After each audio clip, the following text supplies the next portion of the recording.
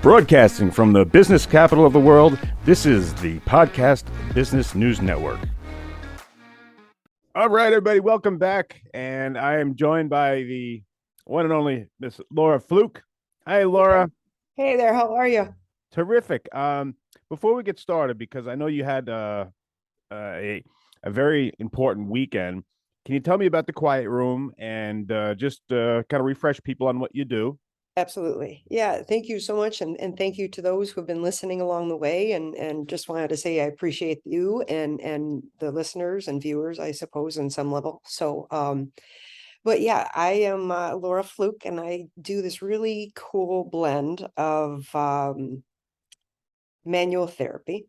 I use a history of physical therapy that I worked in. I was a physical therapy assistant, and then I studied craniosacral therapy and deepen my practice in that because it helps to regulate the nervous system for when we're overfiring our just life, right? So we feel all these emotions, and we get these emotional charges, these energetic charges. So craniosacral therapy and among other aspects of this can help to regulate the nervous system. Craniosacral, on its mechanical level, works with the structures of the cranium, and as we sink in more deeply, we can go all the way into the brain cells and down, up and down the spine, and there's a technical route to take on that, right? But then I noticed that there were times when people would begin sharing stories about life and wondering, like, what does that mean? Like, what does that part of your story mean to you? What does that contain for you? And you start, when you become an observer to your life, you begin seeing patterns and some sort of symbolism in that things are supportive or they indicate some sort of need for change. So it's just taking that a step farther, I don't want to go too far off of the beaten path here, but then then we have somato-emotional release, and that's essentially releasing stagnant energy, that energetic charge of being mad or being upset or being sad or depressed or any myriad of emotions that can get stuck inside of our cells. And this makes a lot of sense because if you could see, I'm going a long way to get to answer your question, but I think that as always, it ties together by the end of our conversation, right? Right. So case in point, after I spoke with you, actually kind of, you were in between two things for me last week. So I had spoken with a business, and there was a sense of disappointment after that phone call. And, I'm like, okay, well, that wasn't fun. And I'm just kind of, kind of felt like I got knocked upside the head with it. Mm-hmm. And then, something else occurred that just kind of kicked me in the gut. And it was, I knew what happened. I knew a lot of variables about what was going on, but nonetheless, it knocked me on my tushy. So, I talked with a friend of mine, a colleague actually. She practices many of the same modalities I do. So there's no need for necessarily a language because we just know each other so well now at this point. And that's where the beauty of the, maintaining and creating a relationship with a practitioner becomes so elegant because they can help us see things without words in a way, because we start, knowing one another. Right. So anyway, so I had this opportunity to kind of look at this situation, this sense of disappointment that I had felt in a different way. And so earlier I just said, it settles in our cells. And I'm like, no, I'm not going to let this one get into me. I'm not going to let this get a hold like Velcro. And so I found myself in my own session, receiving my own session. And I'm finding out that I'm being moved from one place to another place. And I've often shared with you about my love for Gloucester, Massachusetts. The eastern seaboard is just a magnificent place that I've just come to fall in love with. Mm-hmm. And in one part of my session, my own imagery was that I was in one place on the Cape, and then Cape Ann. And then at another point of this imagery, I was on another point of Cape Ann. And there's this very solid sense of, I know you thought one thing. I knew what was going to happen. I even said to God, I says, I says to Jesus, wait a minute, don't you see all the waves that this just created? I mean, I just got whooshed into the ocean, and I'm scared, and like, what just happened? Because it was just such an abrupt shock. It was just a very cold moment. Mm-hmm. And inside my spirit. And this is all symbolism, and this is what metaphor, and seeing things and watching the meaning, of our natural world comes into play. So I said to Jesus, you see that there's waves here. How can you be sleeping in the boat? And there's a Bible verse about, he says, so he calms the waves. So it wasn't even calming the waves. It was just like, in this imagery, in this journey, in my session, I was taken and I was dropped off over at Good Harbor Beach. I'm walking out on my own power, and there's this symbolism saying, no, we've got you. We knew what was happening. You're safe. So I go and I, complete this imagery and this session, this journey, and I had to put the puzzle pieces together. So this is where it makes sense to, I can show this to you and you'll see what I'm speaking about. But in this diagram, there are 9 cells, right? There are 9 images in a grid pattern, 3 by 3. And as I started piecing this together, the time to just process it didn't settle into my cells. I didn't feel that prolonged disappointment throughout the week and just have a bad week. It was a bad moment, a bad period of time, yes, or not bad, but an unfavorable one for the moment, right? Right. So, here, in order for it to process outside of me, the way that I've learned that I can process is going and seeing like on paper. And this became such an incredible tool for me to understand in my natural world, inside my internal landscape, inside my head. How do I resolve this feeling of disappointment and let it go, and truly let it go? And it became very evident that I was being moved from one thing to another thing. And there was a sense of, oh, that's why.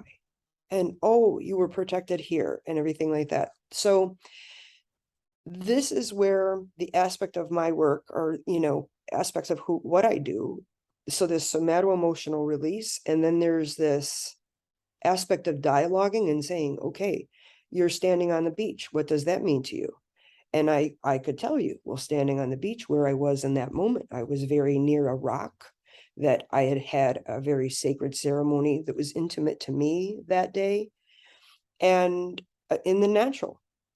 And it became a felt sense. It became an experience that I could connect to and go, wow, no, I remember standing there. My body felt all of this, and here we are. So again, this mind-body connection. And, being able to, create that ability to let the stuff go in a more soft way with this, as opposed to, I don't know, there's just so many other options, either just, holding it in, or, having talk therapy. This way you're just speaking to your cells are giving information to you and providing something that feels supportive to you through felt sense, whether that's, our natural 5, sight, sound, smell, see, touch, taste, whatever. Yeah. But then there's, you're putting in all of those senses within your brain also. And this is where sometimes the craniosacral part of this comes in, and you can say, here's the technical part, is that inside the brain, inside the very center of your brain, there's two structures called the thalamus. And they're these 2 little egg-shaped, structures that they're kind of like the history or the filing cabinet of all of our sensory experiences. Okay. And so they can kind of get a little out of sorts, out of balance, if we are in a flight or flight, fawn or freeze kind of position, right? We often hear that. That's kind of the new thing, or, or PTSD. And, I've shared this before. Trauma can be anything that the body wasn't ready for, or the cells weren't ready for. Got it. So, here, we can work with the thalamus and go, okay, what senses feel supportive in this scenario? So for me, standing on that beach, I was standing where it was a very notable moment. I was feeling that in every sort of way. All of the unfavorable energetic charge of that experience of the previous, say, 24 or 36 hours felt like it was released into the earth in this journey, because I was held in a safe space that I could hear quietly. And that's the essence of what this work is to, share this emotional or this energetic charge about what's going on in life in this place of safety. I can tell you, I swear to God, I have been like shivering and shaking and vibrating until I said that. Wow.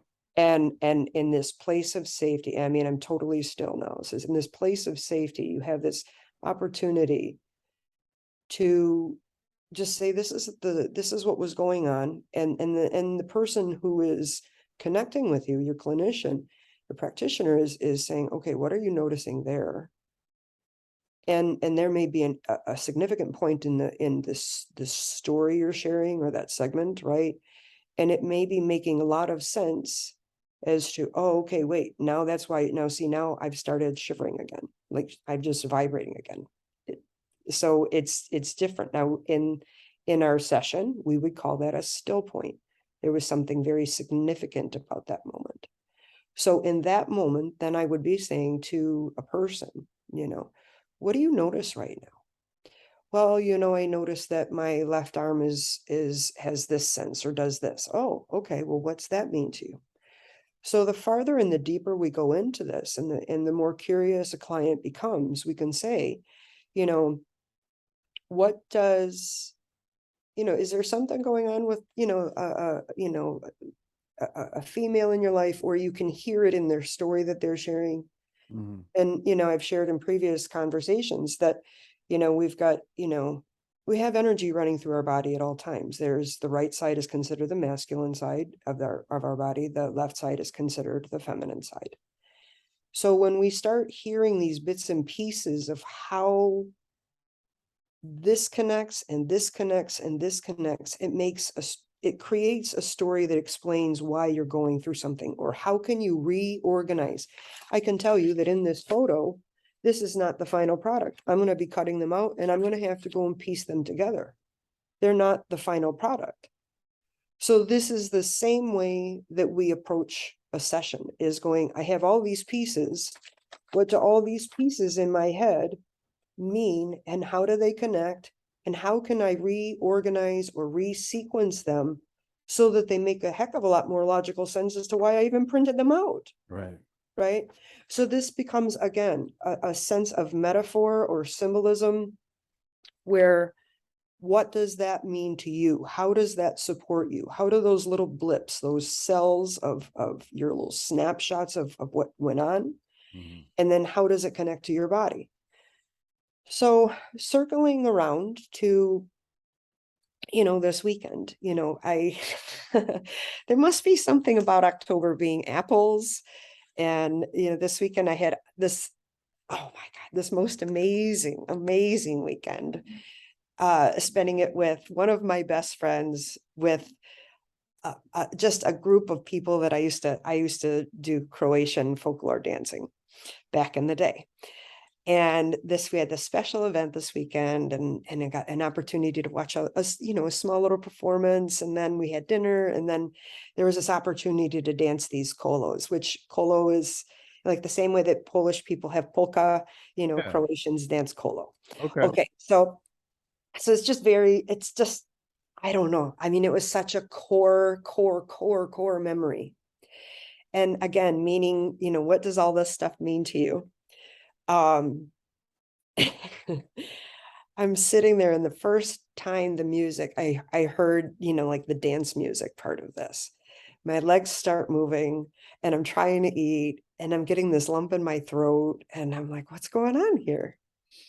And I'm realizing that the first time I had watched this dance group almost 40 years ago. I'm with my grandmother, and finally after the concert, she's like noticing my legs just wouldn't stop. She's okay, I'm Mhm. going to go introduce you to the director. So sure enough. So 2 weeks later, I go to a practice.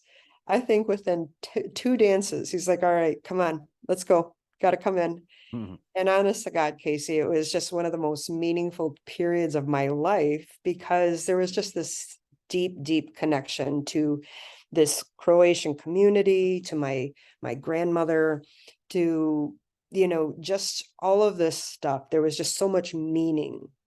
And here, when I got out there on the dance floor after dinner, and I'm dancing my first colo. I mean, it took a minute. My feet have been rusty, there's muscle memory, and Yeah. watch okay, there you are. You're proficient at what you're doing. So I'll watch you for a minute.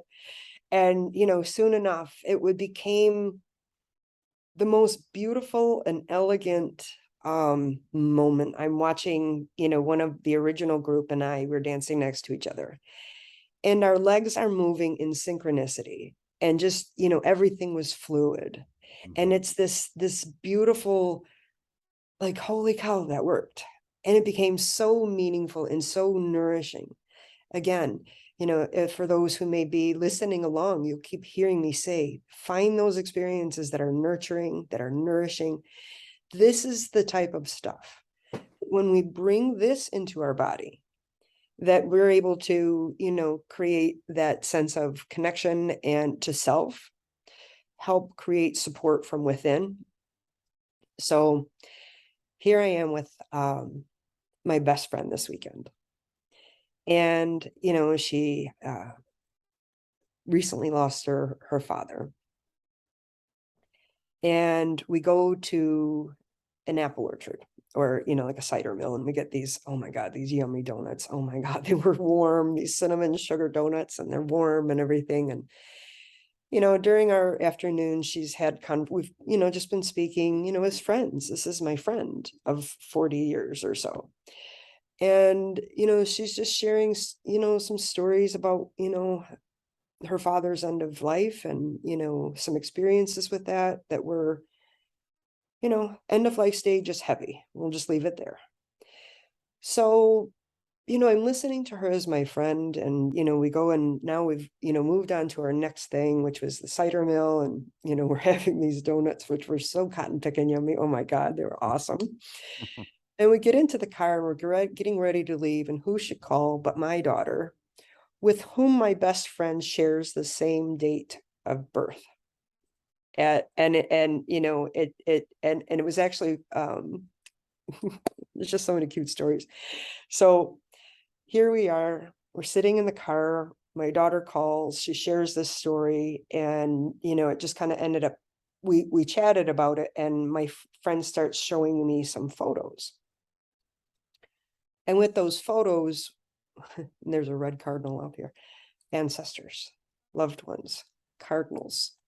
So, you sit here and she's sharing all these intimate moments that those photos contain.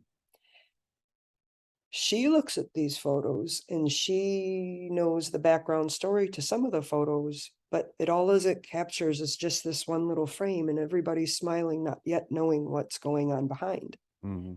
So as she's sharing the heaviness of just that stage of life, I'm maintaining privacy here, is why I'm trying to be very Of course. Yeah. sidestep here. Right. So again, there were some very, very intimate moments just sitting in the car and talking and listening. And I'm trying to friend in these moments because my friend needs me. And it wasn't a space for me to be a practitioner, but it was one of those moments where I sat there just thanking God that I knew how to ground. I had enough of my stuff, healed and whole, and in a space of I can be in a place of empathy and compassion for what my friend is going through and be the support she needs as a friend. That's where, so it was a very interesting blend, this moment. So there came this period where my friend who's not used to riding this section of the river called Emotions. And, I looked at her and I'm like, that was huge. That was really huge. And, I just loved on her a moment. And, I have my hand on her hand, and I'm just sitting with her, and we're just being, high school buddies. And just, some 20 minutes earlier, the two of us were able to go and sit on one of those great big rocking chairs. So, I mean, Yeah, here yeah, we yeah. were in that kid-like state. So you see the depth of connection and time there Hmm. and where we were. So all of this stuff to say that as I'm holding her hand, I'm just loving on her, just sending her love. And this intention of, I don't know what more to do, but just to be in this space with you and sit in the suck, just to simply sit in the suck with you. And I must have squeezed her hand. I don't recall. I was thinking about my friend, part of me was trying to say friend things to her spirit and her Hmm. soul, and just, I'm here. Yeah. And as I say, this was really huge. She goes, yeah, you want to know what else was huge? And she shares this moment that was important to her between and her father. And she said, I just wanted you to go and squeeze my hand. And at that moment, I did. Like, there's no way. I have no idea what's going on in her head. Yeah. But what she described is what occurred in a connected sense. That so there was this beautiful moment of connection. And we, kind of, okay, you ready? You okay to go? So yeah, let's go. We're gonna go for a walk. And I know my friend, and I know what she just did, and I'm thinking, I just want to make sure she walks into the house. So we were going to go for a walk. I said, no, let's not do that. So we go over to this park and we find these beauty, here in Michigan, everything's just, just ablaze with color. Mm. And we found this one spot, this yellow gold that just was calling to us. So we park there, and I just, who I am. I mean, I go up and I touch leaves and I touch trees and I grab rocks and all that stuff. And I go and I grab this, and in that moment, she comes up and she reaches up to the tree branches herself. And in the space that she was at was a piece of branch that was broken off. And in that moment, for her, symbolism was seeing that broken branch off was her father was missing, like his middle finger, his index finger, and his thumb. So it was as though her father was reaching down and Wow. reaching toward her. Wow. So there's this beautiful symbolism in all of this, and this created a beautiful sense of support for her. Yeah. So a long way to say this is what a session, I don't want to even say a session, but this is how this work works. So you ask me, what do I do in the quiet room? Mm-hmm. I basically, and with a lot of pieces missing for privacy, but enough pieces to go and say, there are elements in this place of safety, in this place to simply be, relax your nervous system, and not restructure. The story is the story. What Yeah. occurred is what occurred. Right. Right. But there's a new way to reorganize the way that you see it in your cellular memory. Got it. Laura, great. Thank you so much. We're out of time, but tell people how to get a hold of you, please. TheQuietRoom808.com is my website. These podcasts are also downloaded onto our website onto YouTube also. And my cell phone number is 586-322-9727. And I thank you all for just listening and just enjoying, the walk along and seeing how this works. So appreciate your Awesome. time. Great stuff. Great story. Thank you so much, Laura. Everybody, that's Thanks. Laura Fluke, and we'll be right back. Are you looking for even more of the podcasts and hosts that you love? The Podcast Business News Network is proud to announce that you now have even more ways to listen live. Check out the MyTuner Radio, online radio box, and Simple Radio apps on iOS and Android, or find us online. Search for Business News Network on mytuner-radio.com, or search Podcast Business News Network on streama.com and onlineradiobox.com/US. Take your podcast on the go and don't miss a minute of the action.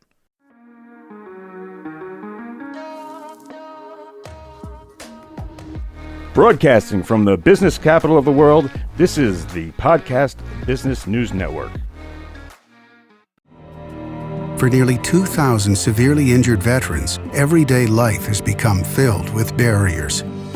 Day-to-day simple tasks can become pretty daunting. I have to carry my chair up 2 flights of steps or have somebody do it for me. What scares me the most is just the falling. When I'm struggling with my house, I think, to have that one great barrier just knocked down, it's crucial.